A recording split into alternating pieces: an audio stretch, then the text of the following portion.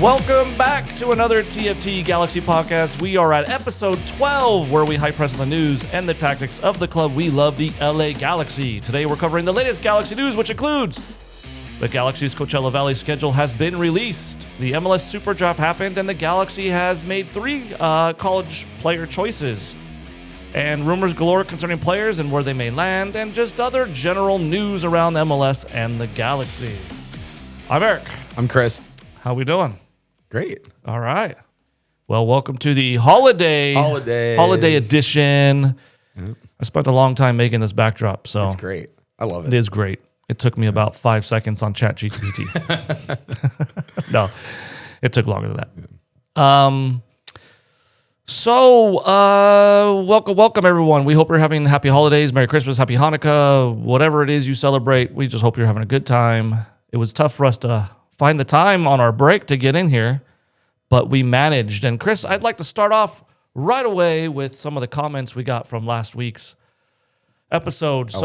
Radio Lex 76, who posted last week as well, says, what if the Galaxy move Peck this winter and sign a DP forward in time for Champions Cup? Ramirez can't be the number one option heading into 2026. Bring back Fagundes, but spread out the money over a longer contract to keep all parties happy. He could fill Peck's position and would be a good veteran presence in the locker room if Yoshida departs. What do you think? Well, we've talked about the potential of Gabriel Peck moving in previous episodes. If the number is right, if the number is right, sometimes you just got to say, we'll take the money and we can do a lot with it. So if the money is right, yes. And yes, move him for a DP forward. We did talk about last week about Christian Ramirez not being a great candidate for the number one option. He is still a viable MLS forward. I just don't think he would be Vanny's first choice in terms of play style. Vanny wants a guy who could probably, run through the lines, break the lines, get in behind the back four, ball at his feet, take guys on, whereas Christian Ramirez, more of a hold-up target forward, back to goal. But Christian Ramirez off the bench, you obviously keep him because he can score goals. He adds a little different look to the front line.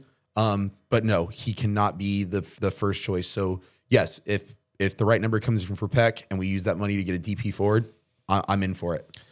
Yeah. One thing that it's going to play in our favor. I think Ramirez has some stuff to prove to the fans and even himself this year. So I think you might get a revitalized Christian Ramirez who's looking to prove some people wrong. Unfortunately, I can't see this happening.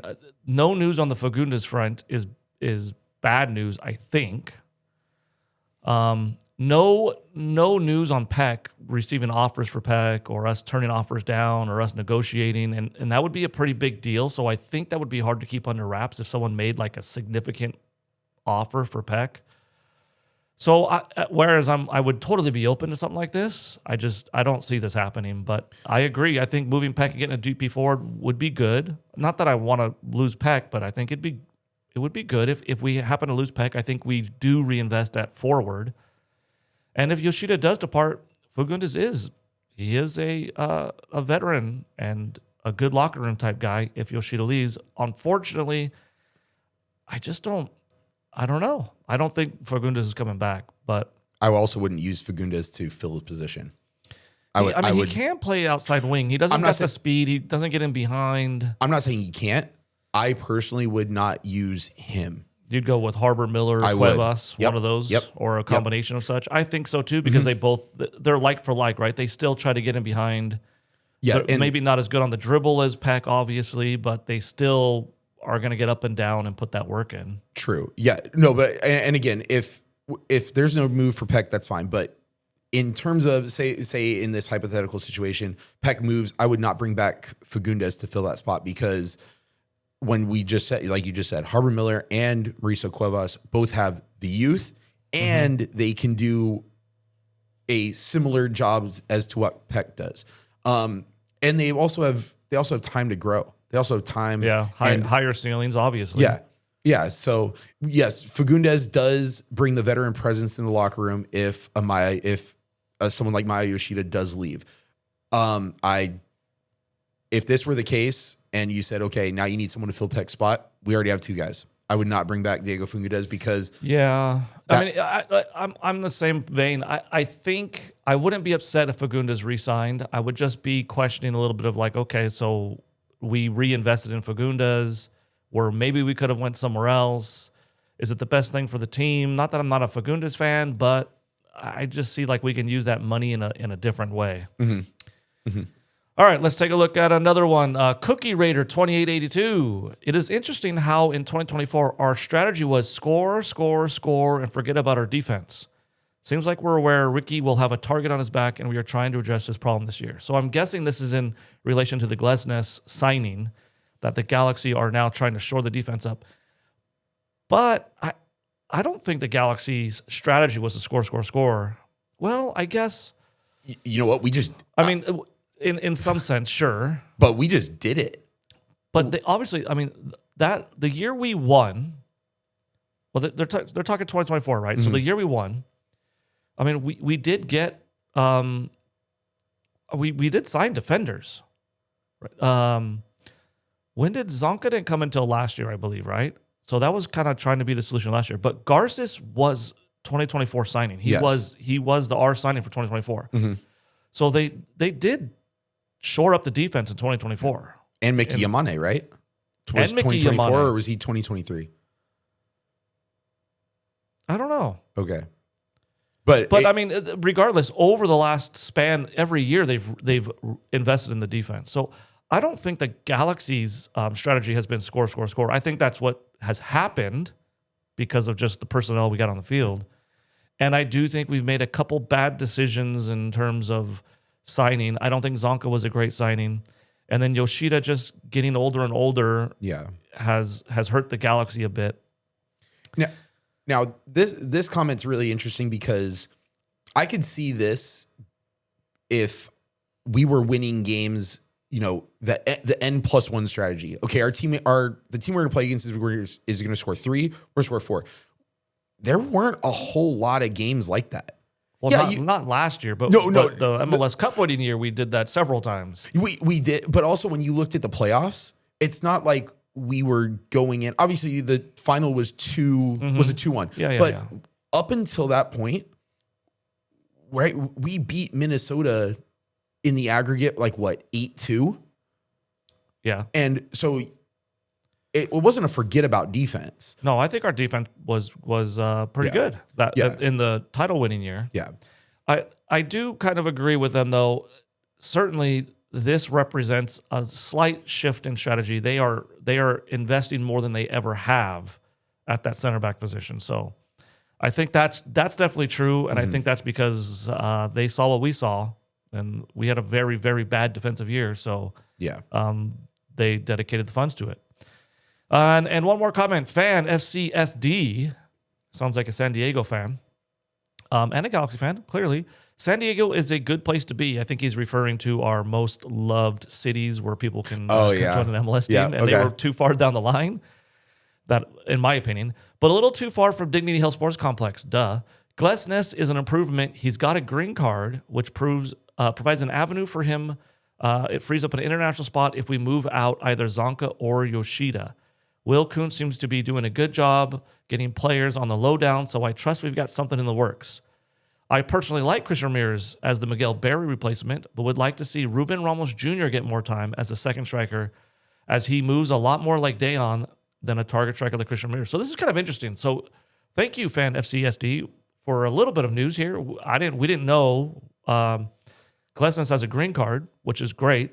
You always struggle with internationals. So if Zonka or Yoshida do move, as he mentions, that does free up an international spot, which is highly coveted in MLS. It doesn't, now you can go outside the league to get somebody. I think we agree with you, right? Christian Ramirez as the Miguel Berry this year is good. We haven't talked a lot about Ruben Ramos Jr. Where are you at on Ruben Ramos Jr.? Just haven't seen enough of him. Yeah. I saw preseason, we saw a little bit, right? Yeah. And then maybe at the beginning of the year, he played a couple minutes here or there. And to be honest, he looks pretty good. Mm-hmm. You know who else appears? Gino Vivi appears to be on the team in camp. Or I haven't heard any news about him being loaned out or anything. And so Gino Vivi is that another winger, attacker style. That would probably be the replacement for Fagundes if you keep Gino Vivi because he's a midfielder and he can play out wide.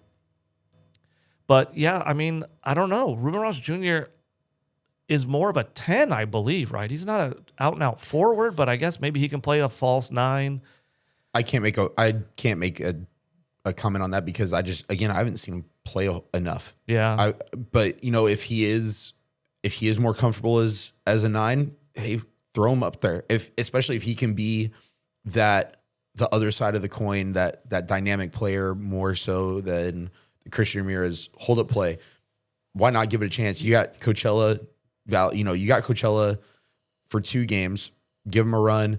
Like you said, Gino Vivi isn't going back out on loan. He played that Club America game, so he looked pretty good. Mm-hmm. So maybe those are viable options. I just don't know if they're ready to play now. I don't. Clearly, the Galaxy don't think so, right? Because I mean, we were out of the playoffs. We knew we were out of the playoffs, and we didn't play him. Vanny could have been playing Ruben Ramos Jr. a whole ton. You did see like Harbor Miller get more minutes towards the end of the year, so not playing Ruben Ramos Jr. isn't a good look in terms of where Vanny stands with Ruben Ramos Jr. So I don't know. I mean, I'm all for getting more time as well, but I'm with you. It's I mean, who knows? We haven't seen enough of them. No. So hopefully the 2 games in Coachella are good opportunities for that. Hopefully we handle our business in the first game down in Panama. Maybe get some guys a run in that second leg. Possible. Yeah, at home. It would be great, but yeah, obviously that when you start getting into competitive games, that's a game by game basis. All right. Well, thanks for leaving comments, and keep them coming. We love to hear them. We love to see what you guys think. If you agree with us, disagree with, or if you have a different view, like some of you have had, or if you're providing us some information. All right. So let's get into a little bit of Galaxy news here. So Joseph Paintsel, I think he did like an interview with like a Ghanaian podcast or radio or TV or something. So there's a little bit of news concerning Joseph Paintsel. And he just talks a little bit about, we're not going to get into it too much, but you can look it up. It's in our show notes. But he just talks about he got left off last World Cup, which I guess I'd never processed. I guess I didn't really know that. Like he was kind of in and out of the squad and then did not go to last World Cup, even though he was playing pretty well in Belgium. And then he talks a little bit about this World Cup, and he's largely expected to make that team. And just, he talked about the draw a little bit. It's a tough draw, but he's being positive. And then just a little bit, he talks about the Galaxy teammates, but nothing really here. Just more of like, hey, the Galaxy teammates, it's a competitive environment. We all get along, but it's, we fight sometimes because we're so competitive. And you see that on the field sometimes. Yeah. In a tough year, you can see people are going to be upset with each other or fighting with each other a little bit. The cracks begin to show. I mean, in a cup winning season, if you're not completely happy with everybody, it kind of doesn't come to fruition because maybe you don't want to rock the boat because everything's going well on the field. There may be a little dust up here and there in training, but other than that, it's just like, guys, we're winning. We don't need to be doing this with each other. In a tough year, sometimes in other teams, you see it come out actually on the field all the time. Yeah. I mean, I'm wearing my Arsenal shirt. There was a time where Bednar headbutted his own player. Well, 2 Everton guys just got sent off a few games ago for fighting with each other, I think. Yeah, I mean, when things go wrong, and there's a lot went wrong with the Galaxy this year, so it's tough. They're all under an immense amount of pressure to fix everything. So, but what's nice? Depending on if we record next week, this could be the last time we talk about 2025 and onward to 2026. We hope. Okay, so let's get on to probably the biggest piece of news for us and the listeners, and that's the Coachella Valley schedule came out, so you can now book, and the screen is there perfectly, as you can tell. 1 second here. Why is my screen not being shared? I don't know. Anyway, here. So we play February 8th and February 11th in Coachella. Okay. On the 8th, we're playing Chicago. On the 11th, we play St. Louis. All right. So Sunday is the 8th at 10 a.m. Wednesday is the 11th at 11 a.m. out in Coachella.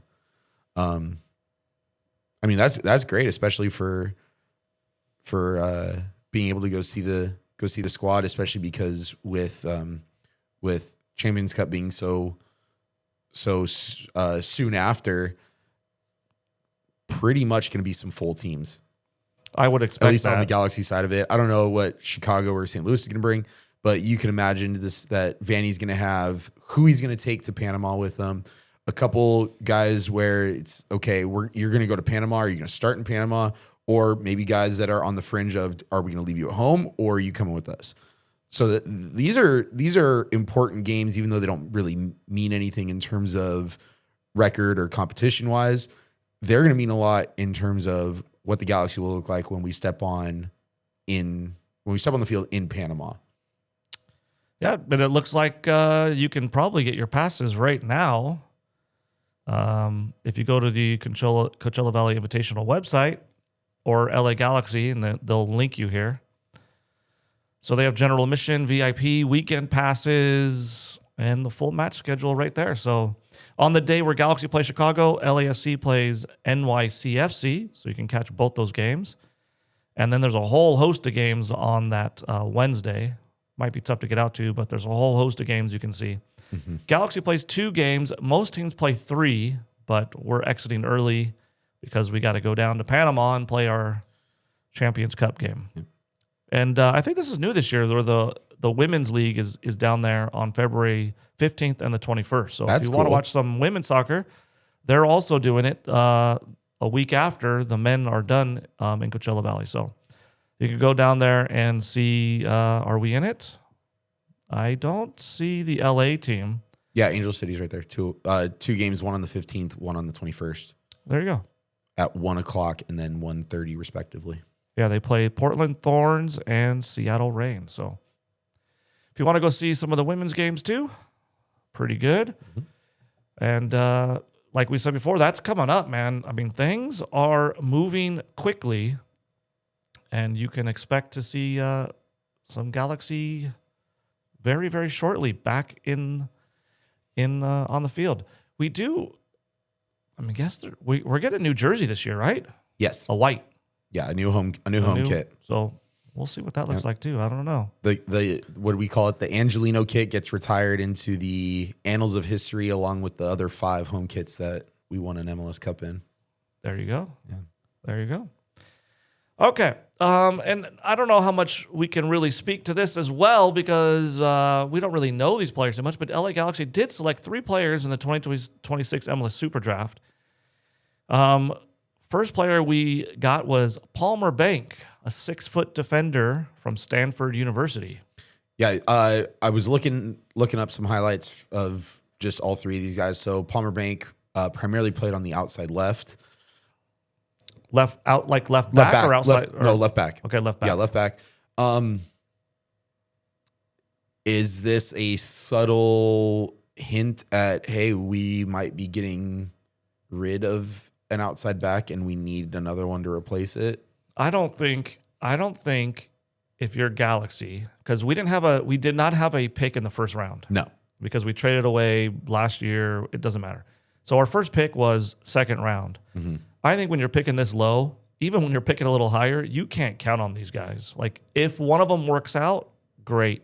But there are years where none of these guys ever work out, right? Yeah. Like, so I don't know. I think you just take flyers on them. I think you take Palmer Bank because you think, okay, defenders can a lot of times be successful at multiple levels because they don't need necessarily the skill. It's a little easier to get acclimated to higher competition because you're a defender. When you're a forward or something, it's quite a step up. So we got a defender, Palmer Bank from Stanford. Next, we chose Sebastian Conlon, a goalkeeper from University of Kentucky. So that falls in line with the fact that Galaxy are being linked to multiple goalkeepers. Now they drafted a goalkeeper. By the way, Palmer Bank, defender, is 22. Sebastian Conlon, goalkeeper, is 22.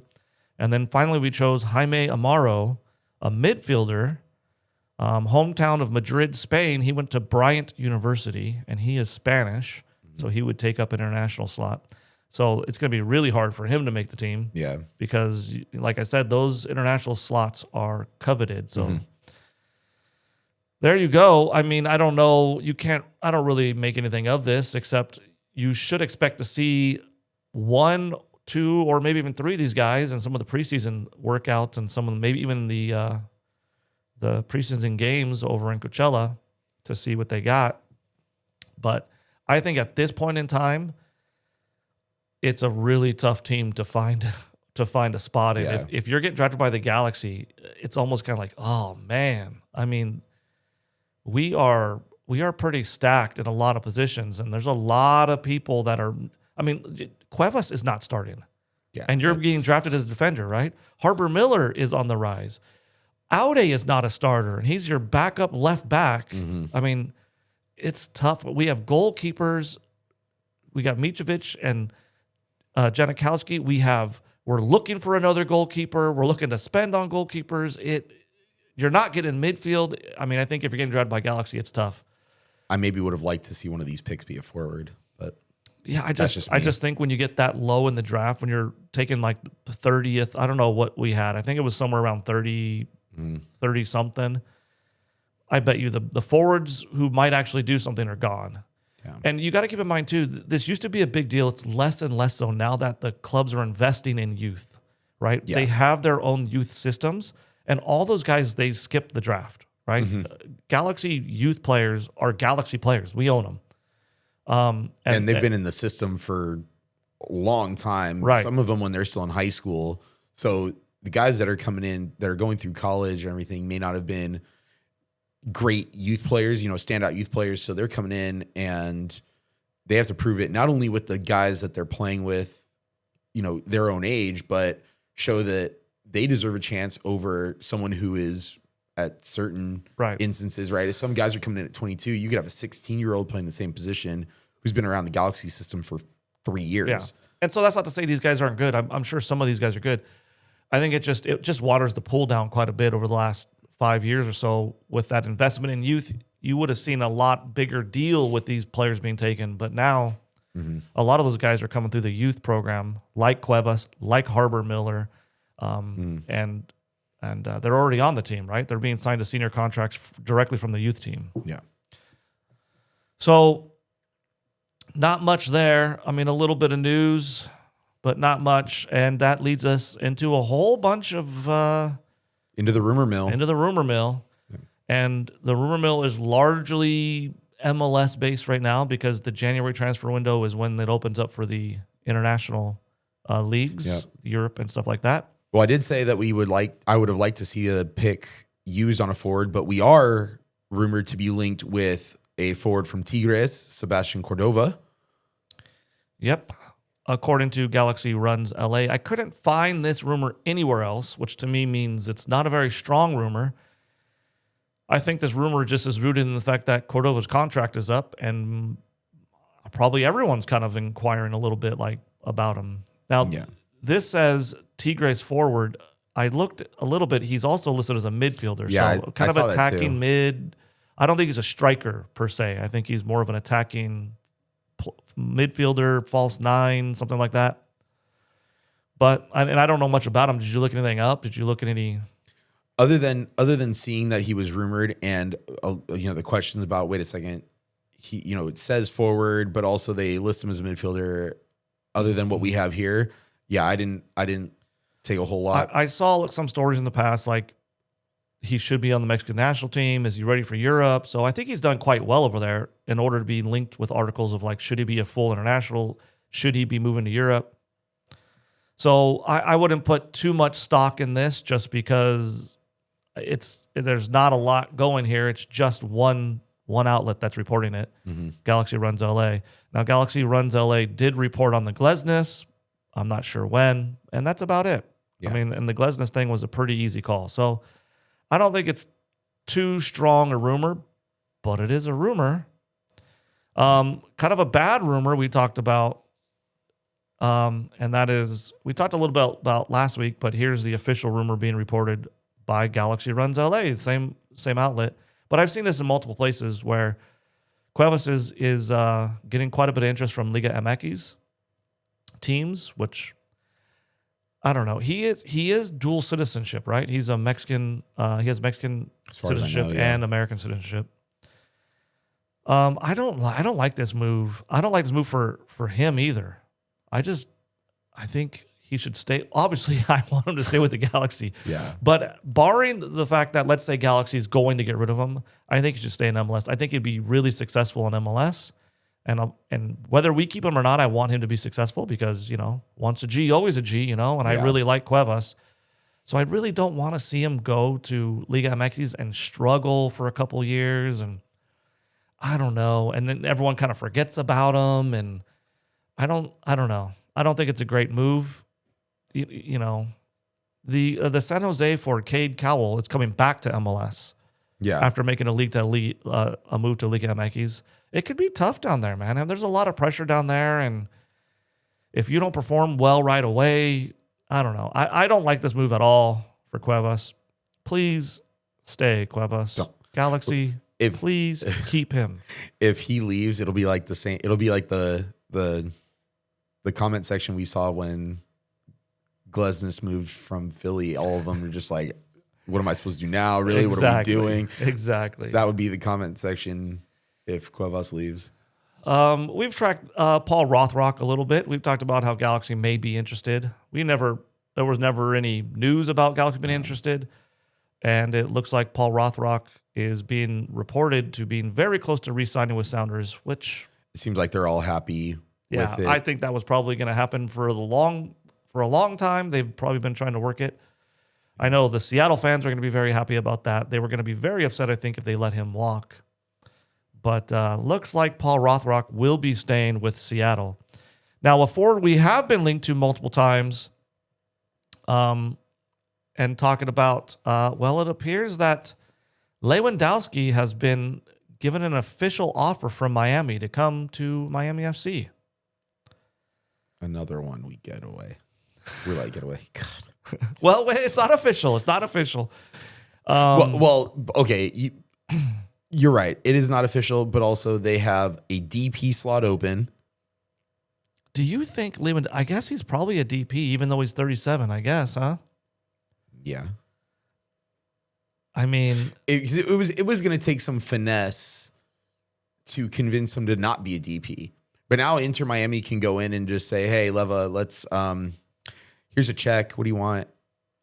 Now, as long as they can make it. Chicago Fire hold his discovery rights. So for anyone to do anything with Lewandowski, they have to deal with Chicago. So Chicago is going to get something from them, monopoly money or a player or something or a draft pick. What? I know it's stupid. Don't question it. Just trust it. Okay, so you can tag players in MLS and then you kind of own their rights, even though you've never signed them. It's because it's to protect the team, I think, in terms of we spent money doing the scouting. Okay. You scouted Lewandowski? Come on. I mean, that's so stupid. Everyone knows. I can scout Lewandowski from my couch. I know, exactly. Anyway. You're kidding me, right? So Chicago Fire does have the discovery rights to Lewandowski. But this is not a done deal. Miami just re-signed Suarez. I don't know why. I think that's good for all of us if you're not a Miami fan. But you also have to remember that two guys just retired, and I think one of them was even if they sign Suarez to a DP, the Suarez is not going to sign to a DP. There's no way they sign Suarez to a DP. But I'm saying even if he did, they would still have one open because a DP just retired. Yes, so I would expect that to be used on someone. I could see Lewandowski coming as a high TAM player, then buying his contract down and getting a DP. I can definitely see that. But I don't know. It's not a done deal, but he's not being linked with Galaxy, and there are strong links of him coming to Miami. Mm-hmm. Speaking of Miami, this one hurts. Again, not a done deal, but The Athletic, which is a very reputable sports website run by New York Times, is saying Inter Miami are nearing a deal for goalkeeper Dane St. Clair. So Galaxy have been linked with Dane St. Clair, goalkeeper of the year, one, if not the best, one of the best every single year in MLS for goalkeeper. And it looks like Miami's close to getting him. I mean, geez, they are really going to be the most hated team in MLS. He won't need those jackets anymore down in Miami. No, he won't. But again, not a done deal, so we'll see. That would hurt. That would hurt. Yeah. I mean, not us too much because they're in the Eastern Conference, but... Well, we're going to get to the whole conference thing later. Yeah. Okay. Diego Fagundes and Nascimento, real quick update. Are you ready? There is no update. There you go. Okay. No. Like we said last time, Fagundes and Nascimento, super quiet. No one is being linked with Fagundes, which is kind of surprising to me because he's an MLS free agent. So you would assume teams would be talking to Fagundes, and word would get out of some teams. Teams have got to be interested in Fagundes. I wonder if everybody's thinking the same thing. If nobody's been talking to him, or at least nobody's been linked to it, maybe they're all saying, if he, with his age and not coming off the greatest year, maybe everybody could get their business done. And if they have money to play with and they want someone who's been in the league, that experience, that locker room experience we talked about earlier, that he'll still be there. Maybe Fagundes is asking too much, and people are just staying Possibly. away. Possibly. I mean, it's a weird thing, right? You don't want to lowball yourself if you're Fagundes. You don't want to be like, well, I'm willing to play for pennies at this point. You don't want to do that. I mean, but at the same time, you also have to know what you are and what you are, what you've just done in terms of recent years. And you were on one of the worst teams in MLS. I mean, his value just shot down this year. Yeah. His age, the results was not good. So, but no news on Fagundes and no news on Nascimento. I mean, I assume he's in Botafogo training. I can't find any news. No, the only thing I saw about Nascimento is that the Galaxy are not counting out another potential loan move, but that was all it would be because as of right now, I did see or read that somewhere. Yeah, because as of right now, Botafogo have him valued around $7 million, which is bonkers. Yeah, bonkers. I was just about to say that. Absolute bonkers. Yeah, so $7 million for a permanent buy. No, not doing that. I think just move on. Let's go. I think Galaxy are thinking that too, but as if they test the market and can't find a forward, I think it's more and more likely you go back and get a loan. Yeah, but as time goes on, and if we're not getting a forward and we're still not getting a forward, and that falls through, and that falls through, and that falls through, I think it's more and more likely. Need to test every avenue before you go back to that well. It has to happen. I mean, it has to happen pretty fast, right? You want it to. Because you don't want it to linger. You got a lot of things coming up in February. Maybe they have, well, like we said last time, they haven't been saying a whole lot in terms of what they've been doing.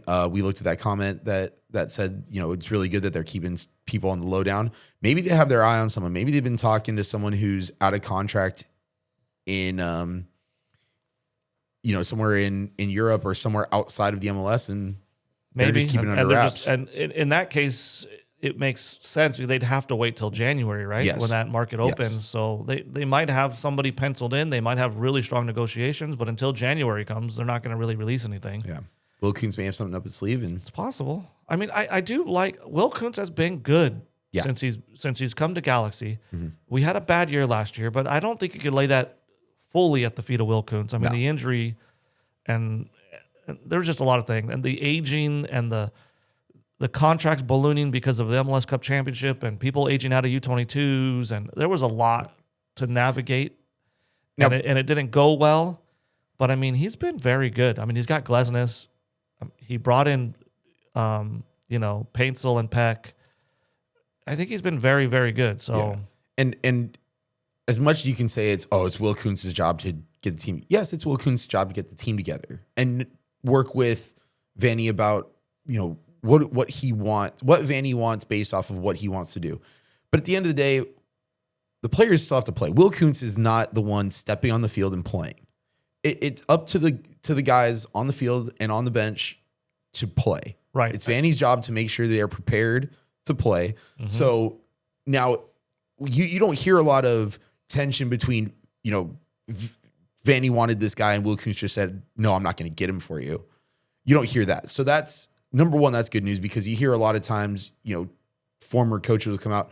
Oh yeah, I told my board, or I told my technical director, I wanted this guy, and they weren't even having it. And now they go to other teams and are killing it. Right. So the fact that there's no news on that front about any potential rift of, Vanny pushing for, I want this guy specifically, or I want, here's a list of forwards that I would want. Let's make it happen. You don't hear that. So that's I also think good. they have a good relationship. And to your earlier point too, I completely agree.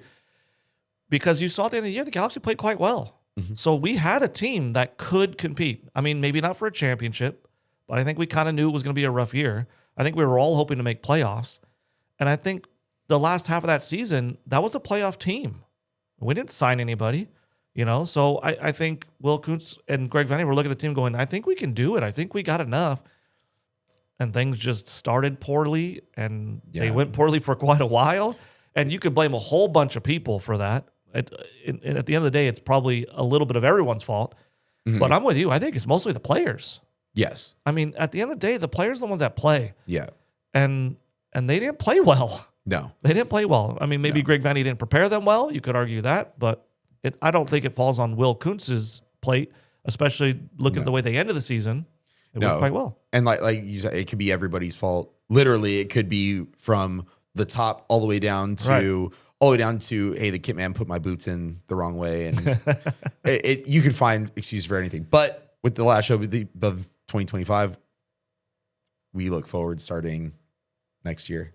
Okay, and last week we covered some terrible news where what it was Sports Illustrated that reported that Galaxy needed a winger as their most the one. So people, this is why you subscribe to places like The Athletic.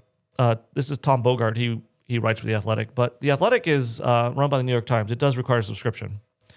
But here's what The Athletic says every team is seeking for 2026. Shocker, it's not a winger for LA Galaxy, but it is interesting. They list the Galaxy's biggest need right now as goalkeeper. This is after the Glesnes deal, because I'll just read this to you. With the LA Galaxy swinging a blockbuster deal to acquire former MLS Defender of the Year Jacob Glesnes from Philadelphia, their biggest need is now a strength. The partnership of Glesnes and Garces has the potential to be one of the league's best. I agree. With Ricky Puig coming back from a torn ACL, the team will have more possession and defend even less. The Galaxy could use a new starting goalkeeper, or at least one that can give Greg Vanny another option alongside Mitrovic. The only caveat to their winter planning is an offer comes for Gabriel Peck that makes sense for all parties. If so, the Galaxy would be in position to spend big on another DP.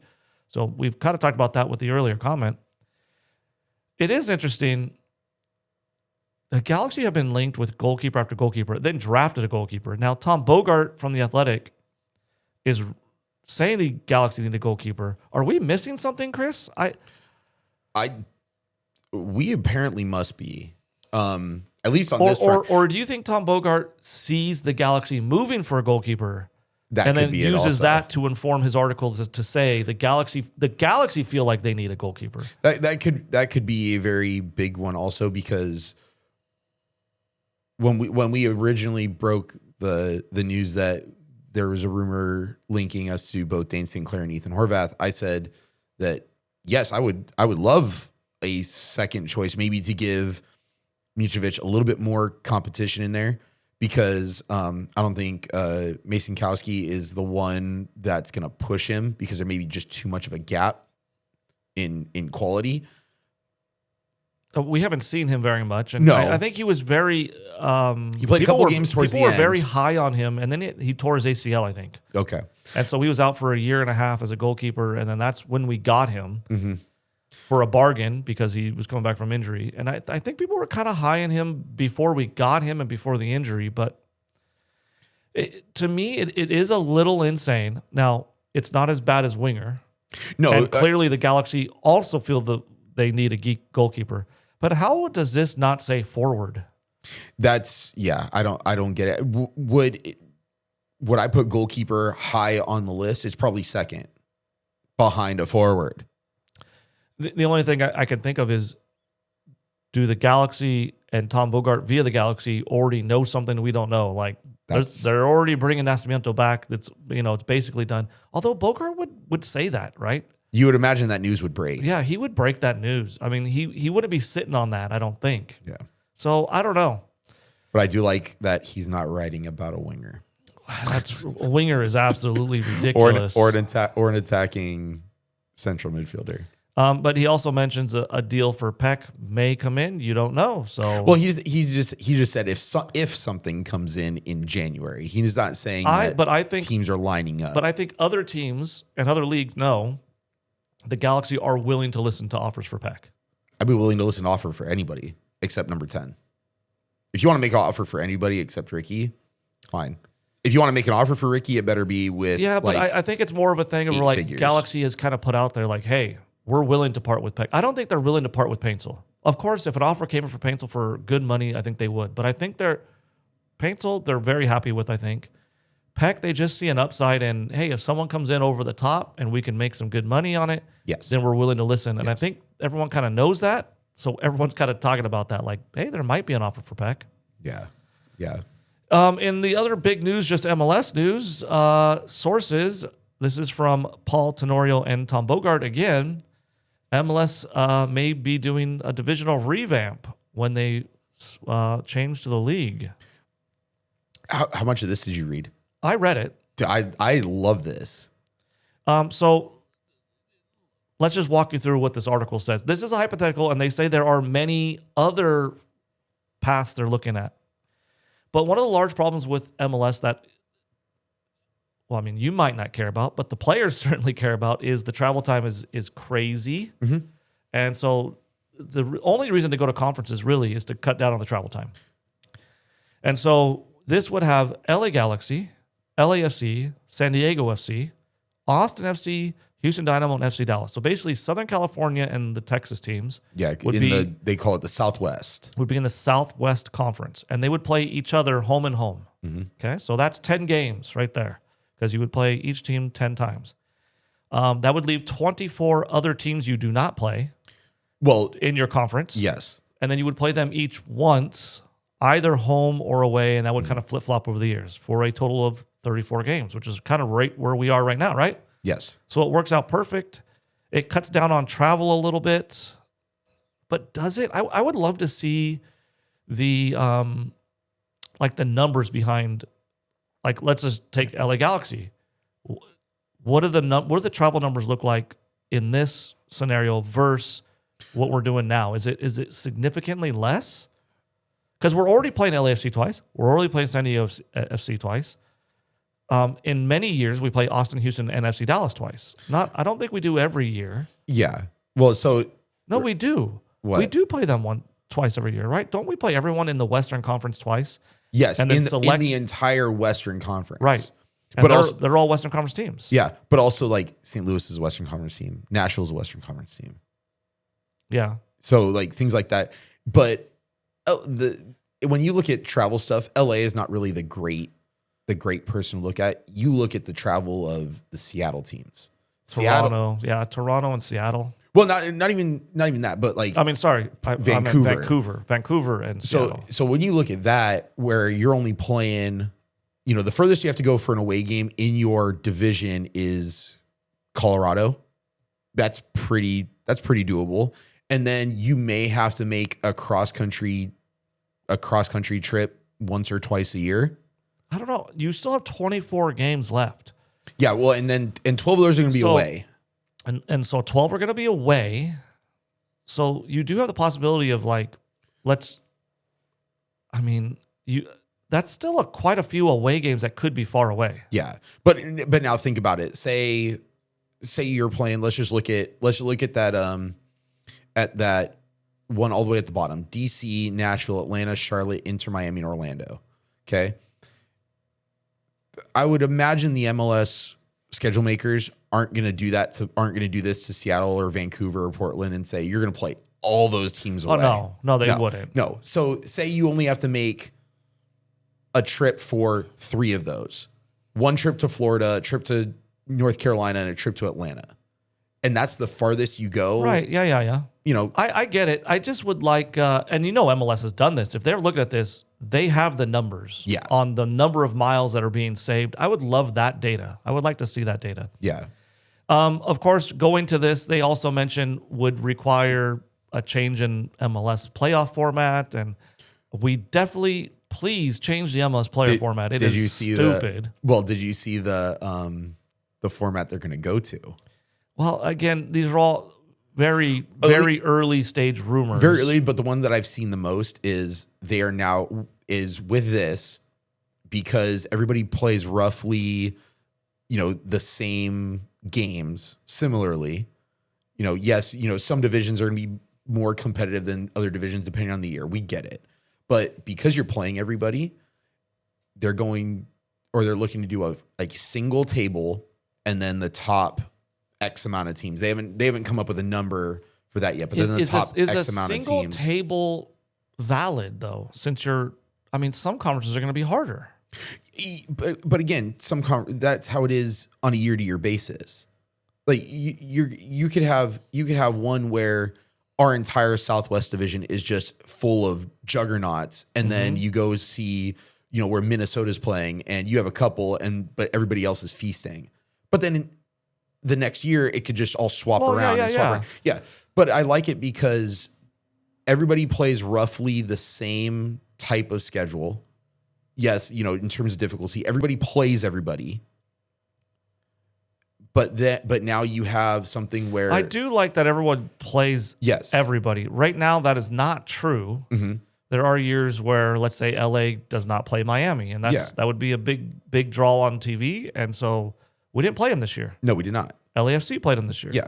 So it does solve that problem where that your team is going to play Miami. Your team's going to play New York. Your team's going to play Seattle. Which gives everybody the same. It's never going to be 100% level, like a level playing ground, but this is very close to as level as you can get in terms of who you're playing. Mm-hmm. Now, again, you may catch Toronto. Oh, we caught them in March and it was really cold, where someone catches them in July and it's fine. Oh, things like that. That happens with hot and cold streaks too. If you caught the Galaxy early, you got lucky. You caught them at the end of the season, you weren't so lucky. I do like going to a single table and then picking, say we're going to pick the top 16, just because 16 is a very easy number to work with. And then everybody plays a home and home, one plays 16 and you seed it like that. Everybody plays one home, one away. And then you get all the way to the MLS Cup. I would like to see MLS Cup. It makes a lot of sense too. If you go to 32 teams, which MLS is kind of rumored to, you go to 32 teams, 16 make the playoffs, top half go to the playoffs. Mm-hmm. Yeah. And it's nice because say you're in right now an Eastern Conference that is just absolutely stacked and you're doing well, but you're out of the playoffs on a point total that would have been like 4th in the West. I'm exaggerating here. Yeah. But it's something like that, and then you go, well, in the full table format, we make the playoffs. In here right now, we don't. It does make it a little bit more fair, I guess, right? I mean, you're competing with everybody now. Yeah. You're not just competing against, there's no lopsided conferences. I don't know. I like it, but we'll see. I mean, those changes are going to be coming, I think, with the new format 2 years from now. Yeah. If that's the one they go to, I'm all for it. I like it. Okay. Last couple bits of news. Ricky Pooge's Road to Recovery episode 2 came out. These are good, man. Did you watch this one? Yeah, I watched this one. I'm not going to play it here because you should go watch it. It's on LA Galaxy's official YouTube channel. Yeah, and this one was what was this one titled "Win It for Ricky," and I think everybody shared that same sentiment. Everybody throughout the Galaxy organization, fans, even some neutrals. Man, it is. I felt so bad for him when it happened, and rewatching this, I just get that that sentiment back, because watching him where he's just like, I was just basically pretending to be happy. I was happy, but underneath I was so devastated. And you got to feel for the guy, because he was the tip of that spear and just said, and we had it aimed at the entire league. Yeah. And he was leading that charge. And I'm okay to say that when we got to this point, I walked in the stadium, I go, I hope that someone can step up and give at least, half of his passion for it, because he deserved it at the end of it. And to walk away with that as a champion, he deserved all of that, because he was the one who drove that. And it is a great, it is 17 minutes. And this is number 2. If you haven't seen number 1, go watch number 1 first. But it is a great little thing to, if you're a Galaxy fan, to engross yourself in right now. You got nothing to do. You got no other official Galaxy stuff going on. You're watching us. Thank you so much. Yeah. Then spend 17 minutes watching this. It's a really good, and well done. I mean, it's just so well done. So. The other thing is, our friend Landon Donovan and Tim Howard talked to this guy right here. Looks like he's pleading to tell the truth right now. Don Garber was on Landon Donovan and Tim Howard's show, and he talked about a whole ton of stuff. Did you watch this? I have not had the chance to watch this yet. I would really like to hear Don Garber talk about all this stuff. Very good. If you love MLS and you want to know a bunch, he is very candid. They ask him very pointed questions, and he answers very candidly. So they ask him about promotion and relegation. What do you think he says concerning promotion and relegation? We've thought about it a lot. without even. He says candidly. I'm a paraphrase for him. There is not a single owner in MLS that is for promotion relegation. Not one. Wow. Okay. And he kind of says, why would they be? That's very true. Why would you be? So to get that to cross the line is going to be incredibly difficult. Yeah. Now, Tim Howard talks about the fact that he's not really for promotion relegation in MLS. It works in other places because it's historic. But he also mentions, like, and this is kind of true, like, it's really hard. Those other places, like, we love to look at EPL and Spain, and we idolize those leagues and stuff. But I think Tim Howard's point is, they're not perfect. There are a lot of financial problems in those leagues. Yeah. And one of those financial problems is teams get relegated and they never come back. No, that's true. It affects entire communities, workforce, economics, the city's economics. It could be absolutely devastating to do promotion relegation type systems. And the reason it's exciting is because so much is on the line. Yeah. Right? Because the economic and the livelihood of this little town is on the line, and of these players and of that kitchen staff and of those stewards, and everybody's job is on the line for that club. And so it makes it a big deal, but that doesn't make it the right decision. And I just don't see promotion relegation ever happening. They do talk about, he says he mentions it was kind of tough to get this schedule thing over the line. It was going to the world football schedule? Changing the MLS calendar was actually a very difficult thing. Not everybody was on board, obviously, and it took a lot of convincing, and eventually did get it across the line. And he did say the next thing is to discuss money and increasing money, and how do we do that? And thank God, Don Garber said, it's too complicated. Yes. It's so hard to understand our financial systems, and we need to do a better job of bringing that in. I was literally and making it more, transparent and understandable and stuff like that. About to say first order of business. He mentions that, but not. It wasn't like a huge point of his, but he does mention it. He also mentions and he says a couple times, fans shouldn't worry about this stuff. Fans shouldn't worry about this stuff. I'm like, yes, they should. Fans worry about the livelihood of the league, And we care about the roster management. We care about all these things, right? Yeah, we have to. Right, because it has an effect on the end product. It has an effect on the environment in the league. And so, yes, we care about these things. We care about the fact that there's general allocation money and target allocation money and U22 initiatives and designated players and different mechanisms to get different things. We care about these, and they're too complicated. And so he does mention that, and he mentions this being a big time. And we've talked about that. World Cup is huge for us. And is it going to allow MLS to push the envelope in a way that owners are going to want to push the envelope, right? Yeah.